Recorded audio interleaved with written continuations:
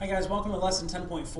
10.4 we're moving into a little bit higher level of thinking in terms of probability. Now we're going to be looking at things that are called disjoint or overlapping events. The first thing we have to recognize is something that's called a compound event. A compound event is an event that is the union or intersection of two different events. So two different things happening maybe at the same time or this or that. Like for example, what's the probability of drawing a black 7 or a red queen, for example? Those are two compound events, and so we're going to put those two events together. Disjoint or mutually exclusive events are those events that have no outcomes in common. So for example, going back to my card example, something could not be a 7 and a queen at the same time. Those two events would be mutually exclusive. All right? Okay, so that's just the gist of a couple of different definitions. Let's go ahead and take a look at probability of compound events. All right? The probability of compound events is given as follows. If A and B are two events, then the probability of A or B is given as P of A or B. Now notice it says the probability of A or B. All right? So we want to know the probability of this happening or this happening. Going back to my card example, what's the probability of drawing a black 7 or a red queen? Basically, we're just going to find the probability of each of those events. And so we're going to say this is the probability of event A plus the probability of event B. And then we're going to subtract from that the probability that both A and B happen at the same time. Now, for events that are mutually exclusive or disjoint events, that means that A and B can't happen at the same time. So simply put, this becomes the probability of A plus the probability of B. All right? So again, if two events could happen at the same time, then we have to consider the fact that we're going to subtract the probability of both A and B happening at the same time. If A and B are mutually exclusive or joint or disjoint events, that means they can't happen at the same time, so I don't have to worry about subtracting probability of A and B because they can't happen at the same time. Probability of that happening is 0, so we don't have to subtract it. All right? So let's try an example here. It says you roll a 6-sided number cube. Okay, a 6-sided number cube is commonly referred to as a dice, right? So you got a dice here. Okay, on that dice there's a 1, there's a 2, there's a 3, and then there's obviously a 4 and a 5 and a 6, right? You roll a 6-sided dice. What's the probability of rolling a 2 or a 5? All right? So let A be the outcome. Let the event A be rolling a 2 and event B be rolling a 5. All right? A has one outcome. Okay, there's only one way that we can roll a 2. All right? Furthermore, there's only one way that we can roll a 5. All right? Because A and B are mutually exclusive, that means that A and B can't happen at the same time. You can't roll a 2 and a 5. We've got to roll a 2 or a 5 if we're doing a single. And again, it says A, 6-sided dice. We're only rolling one of them. All right? So since they're mutually exclusive, then the probability becomes the probability of A or B is simply the probability of A plus the probability of B. We do not have to subtract the probability of A and B because A and B can't happen at the same time. The probability of rolling a 2 is 1 out of 6, and the probability of rolling a 5 is 1 out of 6. And so if I add those two together, I get 2 out of 6, which is the same thing as 1/3, which is approximately 0.3 repeating. All right? So the probability of rolling a 2 or a 5 is 0.3, or about a 33% chance. All right? Why don't you guys try the checkpoint problem? We'll be right back with a solution.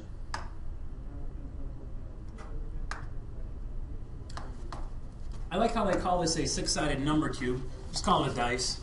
All right. What's the probability of rolling a 1 or an even number? Okay, so we have two events here. Event A is a rolling a 1.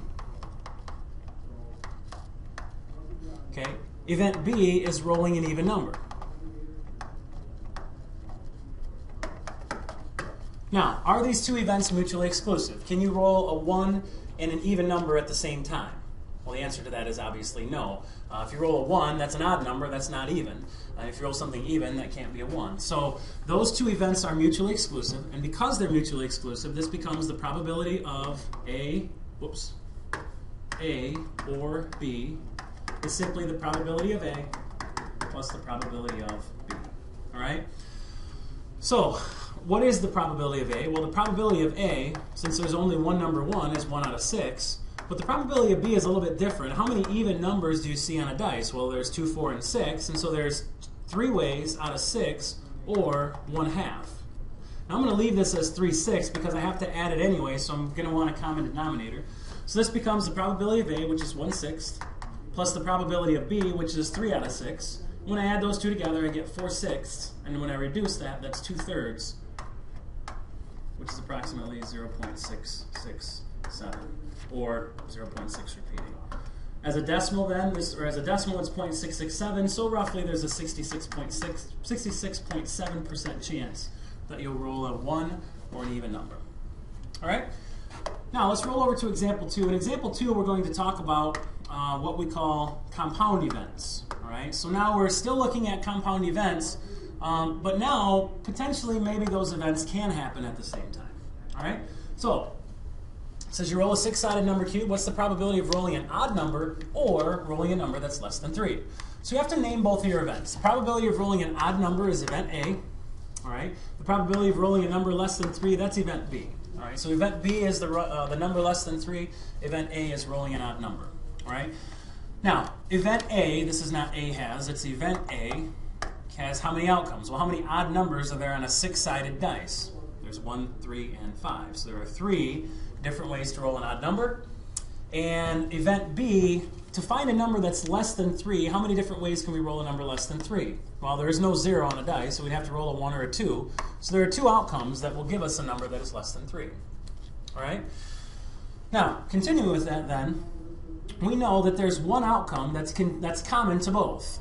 All right? There's, of these, one outcome that is common to both A and B. So the probability of rolling an odd number or a number that's less than 3 is the probability of A plus the probability of B minus the probability of A and B. And I don't have to write the word and out. You guys recognize that that's and, right? All right. So the probability of A, well, event A has 3 outcomes out of 6. Event B has 2 outcomes out of 6. And the probability of an A and B, and maybe you guys haven't seen this, but let's think about this. A number that's less than 3 and a number that is odd. Okay, what's the only number that's less than 3 that's odd? Well, that's the number 1, right? So there's only one outcome that's odd and less than 3. It's the number 1. All right, so since there's only one outcome that's less than 1 or less than 3 and odd, again, it's less than 3, not less than or equal to. That means we're going to subtract 1/6 because there's one event that is both. Okay, that's A and B. All right, the only number that's both A and B, both odd and less than 3, is the number 1. Okay, so getting back to this then, this is 3/6 plus 2/6, which is 5/6. 5/6 minus 1/6 is 4/6, which is 2/3. So again, we're looking at a 0.6 repeating, or a 66.7% chance that we will roll a number that is less than 3 or odd. All right? Okay, so let's take a look at something else. We're going to use that formula to find the probability of A and B.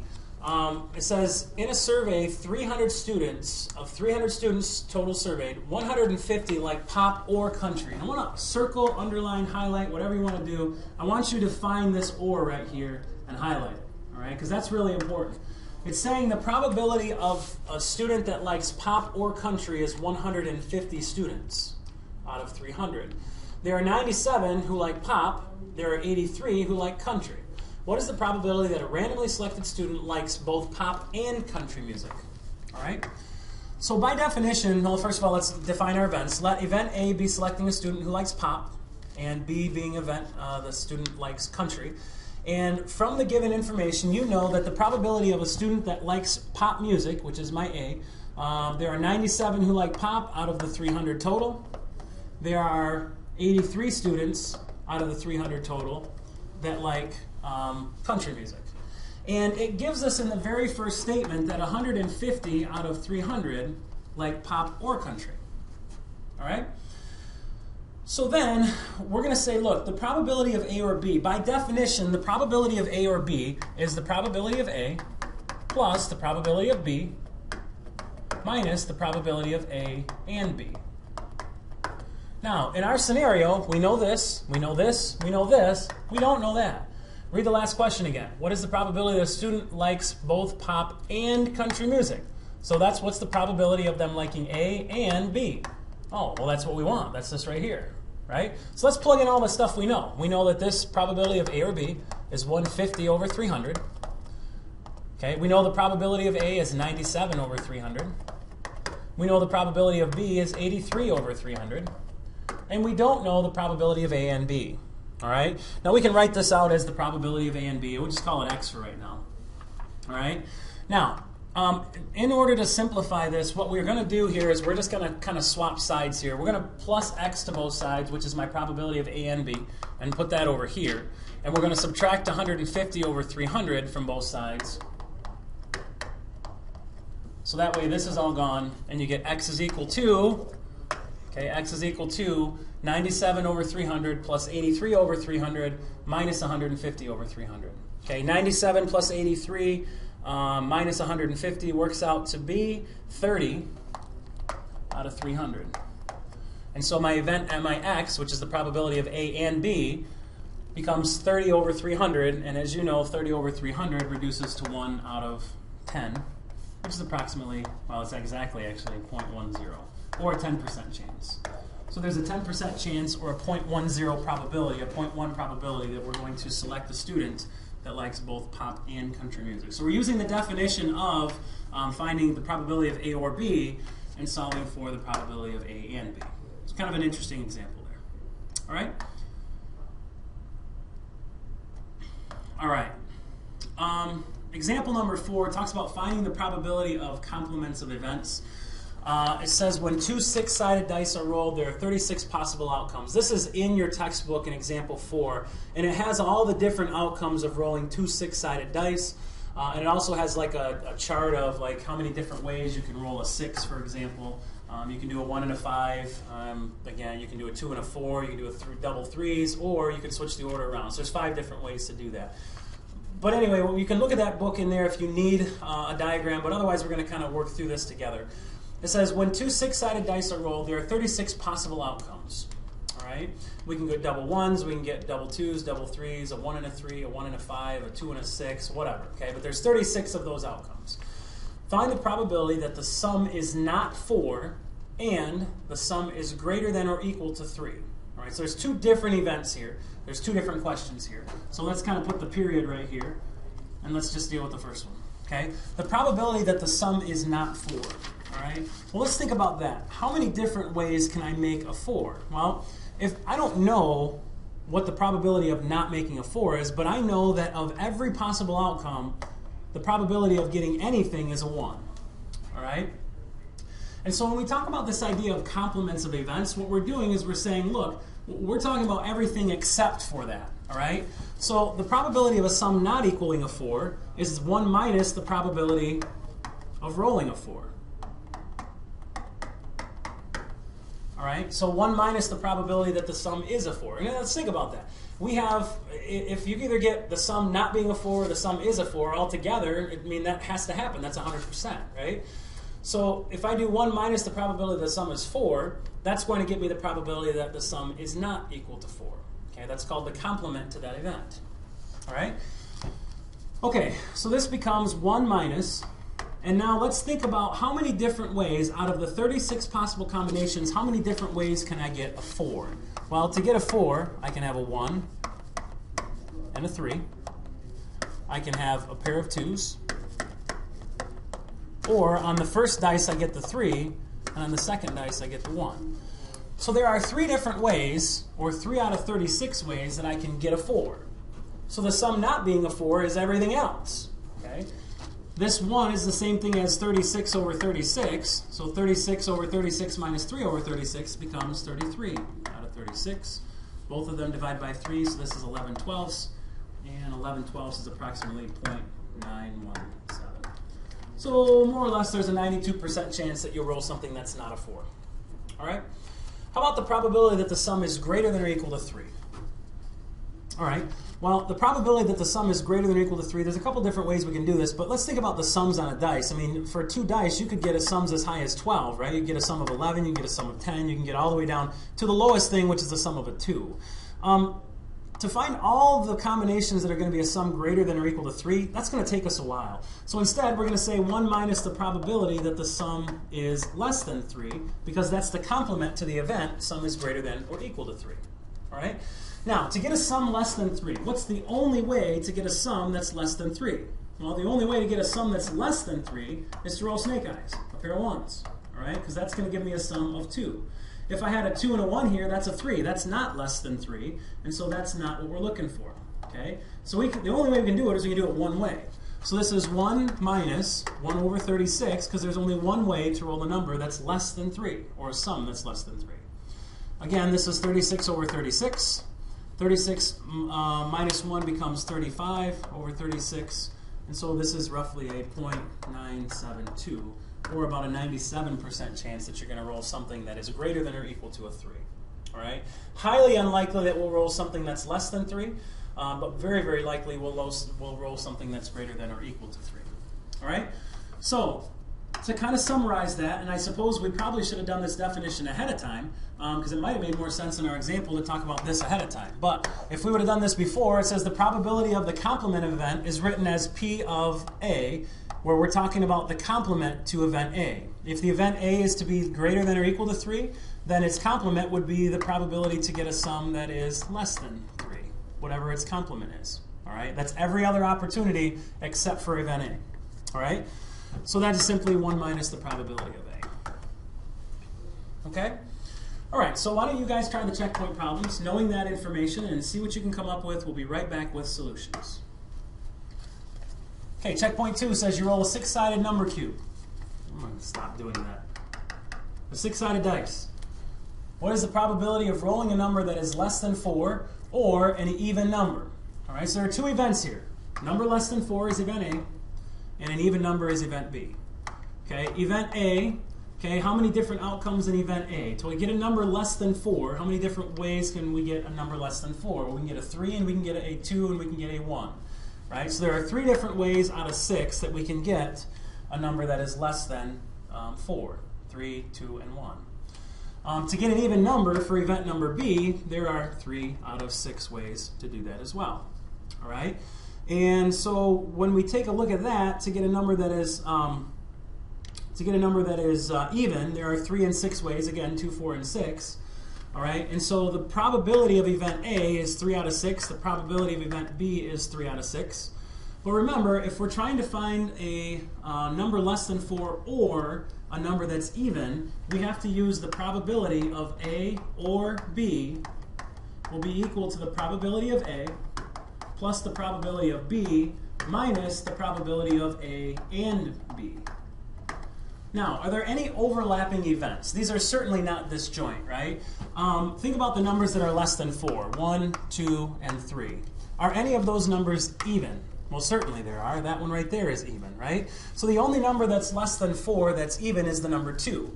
So the probability of A and B is 1 out of 6. So to get the probability of A or B, we do 3 out of 6 plus 3 out of 6 minus 1 out of 6. This becomes 6 sixths minus 1 sixth, which is 5 sixths. Okay, so number 1 should have gotten 5 sixths there. You survey 125 people, 90 of them like orange juice or grape juice. Once again, we're giving you the probability of A or B. It's given. All right? It also tells you the total number of people being surveyed. It says there are 62 who like orange juice, 43 that like grape juice. What is the probability that a randomly selected person likes both A and B? All right? So, probability of A or B equals probability of A plus probability of B minus the probability of A and B. All right? Probability of A or B is 90 out of 125. Okay, because there's 90 of them that like one or the other, so 90 out of 125 is equal to the probability of A. Okay, event A will say A is the orange juice and B is the grape juice. Okay, so that is 62 out of 125 plus 43 out of 125, and then minus the probability of A and B. All right, so to get this probability of A and B on both sides, we're going to add probability of A and B. We're just going to treat it like a variable. Probability of A and B gets added to both sides, so now it's over here. And so probability of A and B is equal to, and so that means I got to bring this 90 over 125 over, so I have to subtract it from both sides. I end up getting 62 out of 125 plus 43 out of 125, and then minus the 90 over 125. 62 and 43 makes 105. Subtract 90 from that, you end up with roughly 15 out of 125. So the probability of A and B is 15 out of 125. Sorry, that's a little messy. Let me try to rewrite that for you.